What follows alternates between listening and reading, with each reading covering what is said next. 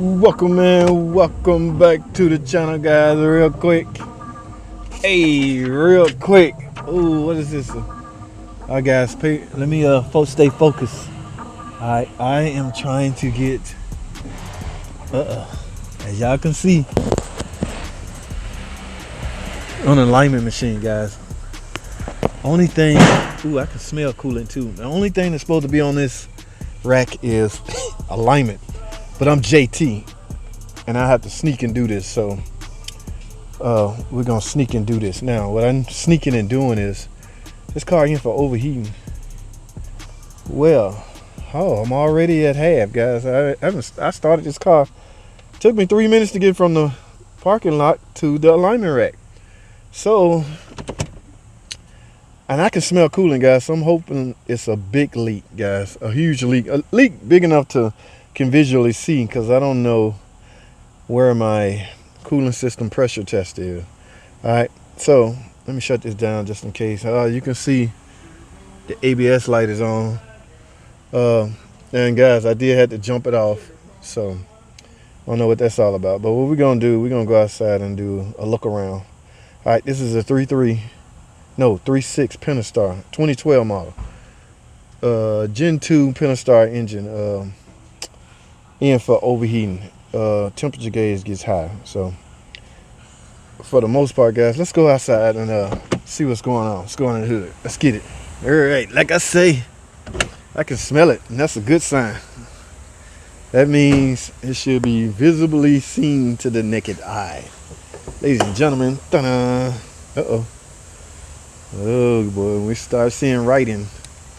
I don't know if this junkyard engine, what they're saying.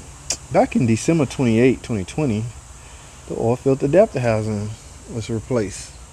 From the look of it, they're right. But why do you need to write that? Okay, unless they just bought this car and the customer wanted to.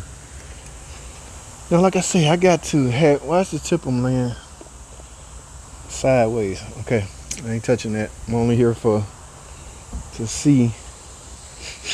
You can smell it. Y'all smell that? You can smell it. You can smell it. All right, let's get this. Man, stop clowning around, JT. Let's get. Is that under pressure? No, there's no pressure, guys. Don't panic. All right. However, it is low. So, in order to find a coolant leak in a coolant system, the system must be filled. Now, guys, let me say this. There's no need. I know some guys that really everything must be perfectly done right to the T. You test in the coolant system, you do not have to fill it up with antifreeze in order to test the coolant system. Okay, in other words, don't waste some coolant on a leak. All right, now what I'm gonna do is get a jug. I saw a jug laying around here. There go one right here. There we go. Guess what we're gonna fill this up with, guys? Freaking water. That's right. Stop wasting coolant, man. You diagnosing a car. All right, who would spend 20? I know a guy spend $20 on a gallon of coolant just to put it in and find his leak. I'm like, bruh, no, man. You don't have to do that. But I don't know, man. Some people just paranoid like that. But we're gonna fill this thing up with coolant, water, and hopefully that leak will show up. All right, guys, let's get to it. Whew, that sun is cooking. I don't know what side of the earth y'all are, but here in Georgia, it is hot, baby.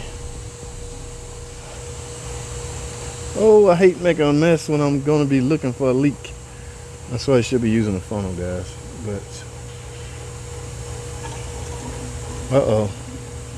it's sucking that down. I can hear it filling up the system. That means there's an open somewhere. You know how you bleeding the air pockets out? That's how it sounds. That means there's an air pocket in the system.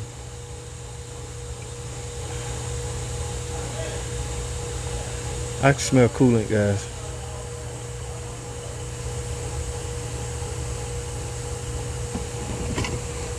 Let me start this thing up. It'll build pressure while it's running.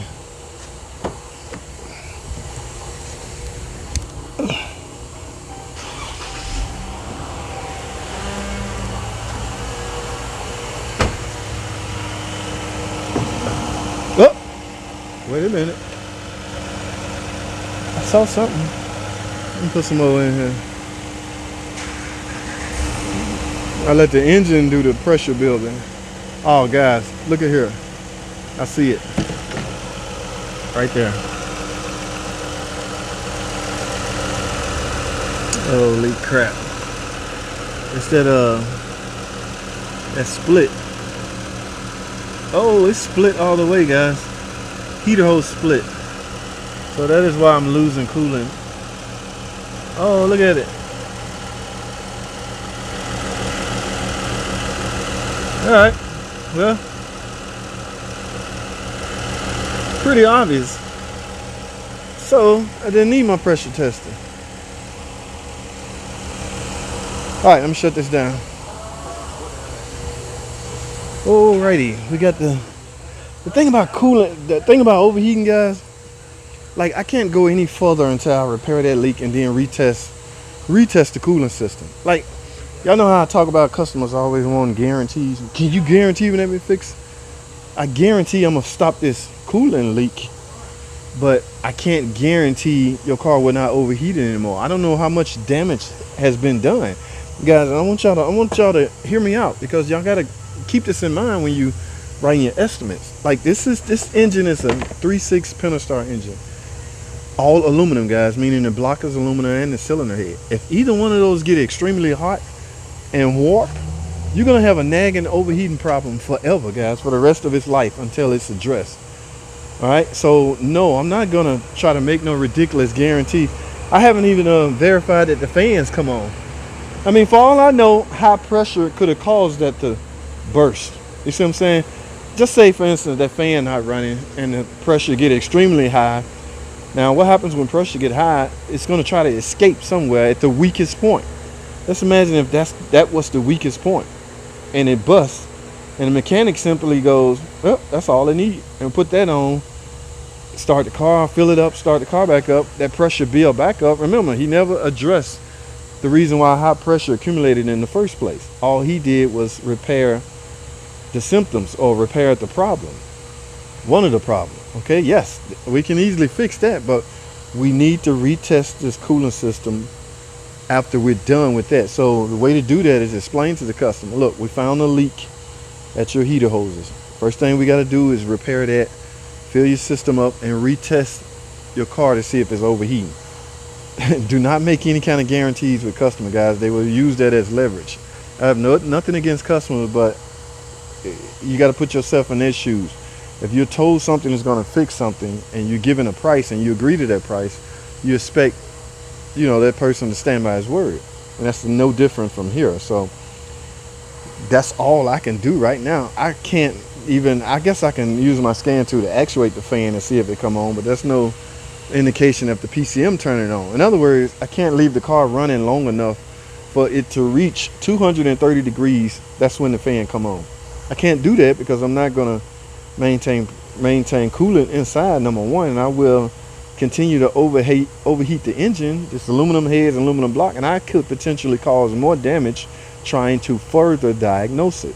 So what I just this moment decided to do is stop diagnosis right here. Go write this up, refill it, and retest it. It's as simple as that. I know, guys, that's a chance you may lose some money. Like, customers hate uncertainty, but after being burnt so many times, you learn the hard way. However, you can just stick your hand in here and see if the fan is seized. The blade is not seized, so chances are it still work. And chances are that that's just crappy. Yeah, I'm not one of those guys that call everything a freaking design flaw. I'm not gonna say, oh my goodness, that's a design flaw. No, man, it's just a terrible design. It's just poor quality. It's just wore out. This car got 100,000 miles. People quick to call the lifters and the rocker ticking noise a fatal flaw. Oh my God, it's a flaw. No, it's not a flaw. It's just poor, crappy parts. Every one I've done, I've put new upgraded parts on it and haven't seen the car back. That means it's not a freaking flaw. This is not a flaw. It's just a crappy part or worn out part. I don't really know how a split YT will wear, but who knows? It's leaking. Let me put it like that. So I hope I explained this right, or explain this to you guys, what all I'm about to do. And if they approve it, guys, we'll make the repair. And then we meaning us, online mechanic tips community, we're gonna rerun the cooling system test to find out if it's not overheating anymore. All right, guys, I went on long enough running my jaws. I'm sorry, y'all didn't see no action as far as fixing stuff. A lot of guys want to see assholes and elbows. I might need to bleep that out, but yeah, you're not gonna see it on every video. You might just hear me speak on some of the videos, and this is one of them because this is like way too obvious. All right, that's all I have. Thanks for watching. Comment, subscribe. I'll see y'all in the next video.